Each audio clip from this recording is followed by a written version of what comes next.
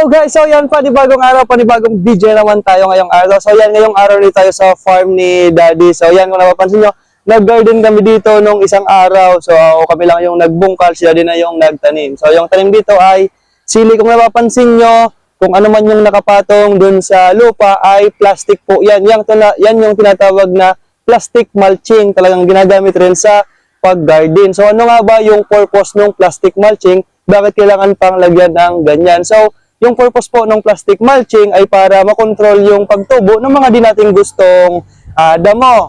Tsaka yung pangalawa ay yung moisture ng lupa para hindi madaling sumingaw at makakulong sa ilalim. So, kung meron mga mikrobyo na pwedeng makasira doon sa tanim natin dahil nga hindi nakakasingaw ng maayos yung lupa, so kahit pa na po, may butas siya tuwing mainit, namamatay po sa araw yung mikrobyo sa loob ng plastic dahil sa naiinit nga yung plastic sa ilalim, umiinit rin. So, syempre, hindi rin na lang naman lahat advantage nung plastic. Meron siyang disadvantage rin.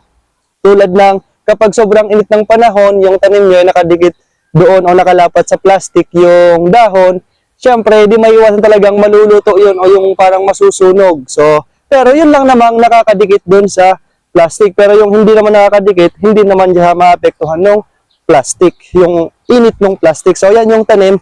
Yan yung sili. Yan.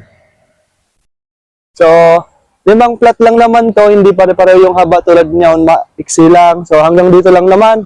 Kasi itong nandito, punlaan to ng palay. So, minamakin yan, pinuputik. So, ito lang yung medyo nakataas. Kaya, yan. So, ngayon, itong lahat ng to, sili yung nakatanim din naman sa palibot nitong farm nung taniman ng palay ay ano ba yon? Talong naman o yung eggplant yung tatanim. So papakita ko sa inyo. So nagbubutas na doon si Daddy, pero papakita ko sa inyo yung pagbutas niya. So ito yung mga itatanim doon. Ayan, so ito binili lang.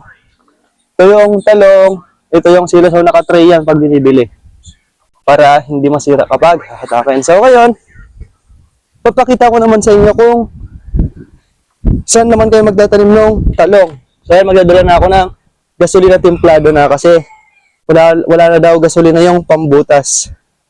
So, kung nakikita niyo yung paikot, yung napapalibutan ng nyog na yan, sa mismong may nyog, dyan kami magtatanim ng talong, paikot.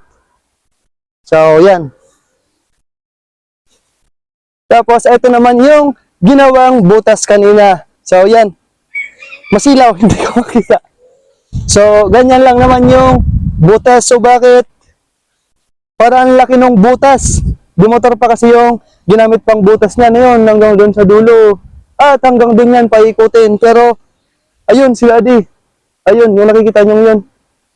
Nagbubutas. So, bakit nga ba talong lang naman ang lalim ng butas? Kasi yung pag nagtatanim po, kasi lalo na to si Daddy, gusto niya organic. So, para di mahirapan maghalo ng organic kasi dalawang klase yung hinahalo niya, yung ipot ng manok at yung vermicast, yung tae rin yun ng bulate.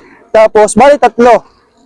Yung lupa sa gilid, yung ipot ng manok at yung vermicast na tae rin ng bulate. Yun yung pinaghalo-halo niya para sa organic. So, kaya binutasan ng malaki para hindi na bubungkalin pa ng bubungkalin tapos hahaluin, mas mahirap.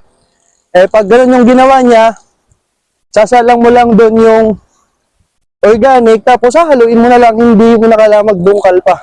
Tapos diretso lang tanim. So, sa pag-organic kasi, kailangan marunong ka. Hindi pwede yung basta-basta kasi nakakaluto yun ng tanim. Sobrang init, especially yung ipot ng manok, mga manure. So, kaya kailangan medyo proseso pa, parang yung ano tawag nun, yung parang sinisisig namin para pino kasi pag buo-buo tapos nakapitan ng ugat, sobrang init po ng ipot kaya kailangan nakahalo. Kaya talagang kailangan pa rin ng lupa. Mas maganda sana kung tulad ng coco pit kung tawagin, yun naman yung sa balat ng nyog, yung parang mga strand lang. So ayan, yung mga butas. So, talong dyan lahat itatanim. So, nasa gilid lang siya ng palayan. Ayan. So yung dalawa wala pang tanim kasi yung nasa dulong yun, yung makapal, yun yung itatanim doon, pinanla lang dyan. So, baka next week, itatanim na yan.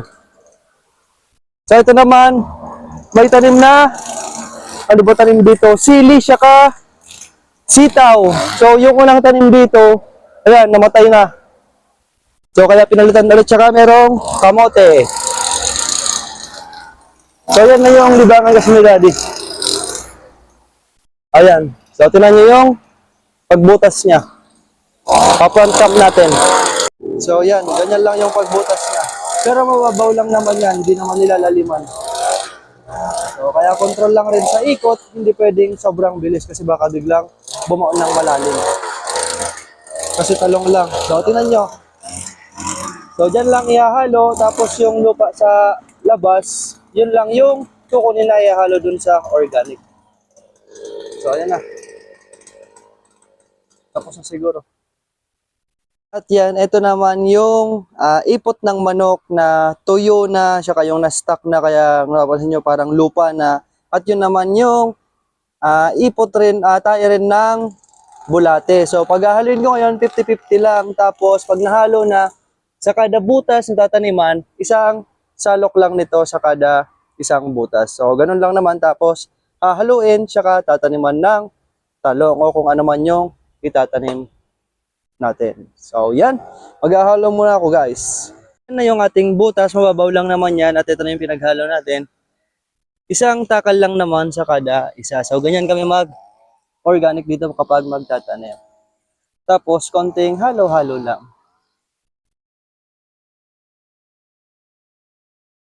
So ganyan lang. So medyo mahirap yung paghalo kasi wala tayong alalay, walang maghahawak nitong ating camera. So yan, papakita ko lang sa inyo kung paano. Pero, sinampulan ko lang ng isa. Ang gagawin ko is, takal-takal lang muna. Lagay lang ng tagi-isa. Ganun lang. At pag naubos yung laman nito, tsaka naman ako pabalik na maghahalo.